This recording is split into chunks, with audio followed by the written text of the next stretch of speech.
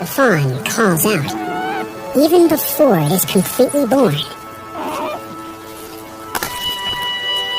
cementing the bond with its mother.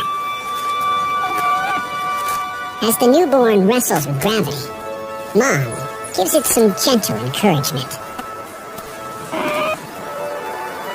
The fawn's wet fur and the biting wind are not a good combination. To avoid getting too cold, it must get on its feet and start moving as soon as possible.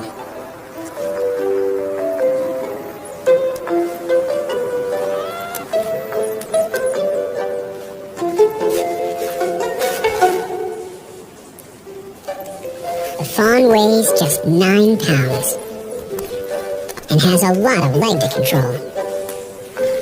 Eventually, it grows more